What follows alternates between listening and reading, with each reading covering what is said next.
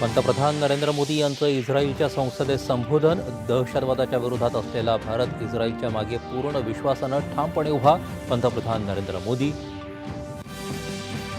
पंतप्रधान नरेंद्र मोदी आणि इस्रायलचे पंतप्रधान बेंजामिन नेतन्याहू यांच्या द्विपक्षीय संबंधांना बळकटी देण्यासाठी विविध विषयांवर चर्चा.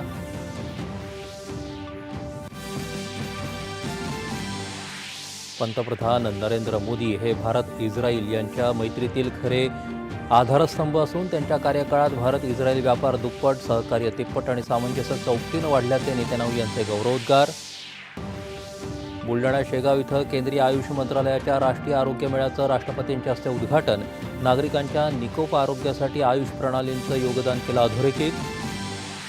जागतिक अनिश्चिततेच्या काळात भारत आपली जागतिक आर्थिक भागीदारी बळकट करत असून विश्वासाच्या बळावर व्यापाराचे पूल बांधण्यात व्यग्र. वाणिज्य मंत्री पियुष गोयल. प्रदूषण नियंत्रणासाठी IoT आधारित प्रणाली आणि AIच्या माध्यमातून मुंबईतील सर्व बांधकाम प्रकल्पांचं प्रभावी देखरेखीचं काम लवकरच पूर्ण होईल. मुख्यमंत्र्यांची विधान परिषदेत माहिती. राज्य, शासकीय आणि इतर पात्र कर्मचाऱ्यांच्या महागाई भत्त्यात 3% वाढ. ही वाढ जुलै 2025 पासून लागू. थकबाकीची रक्कम राज्य सरकार येत्या मार्चमध्ये अदा करणार. महाराष्ट्र शासन आणि ब्रिस्टॉल विद्यापीठ यांच्या सामंजस्य करार. सामाजिक आणि आर्थिक अडचणींचा सामना करणाऱ्या गुणवंत विद्यार्थ्यांना 100% शिष्यवृत्ती मिळणार.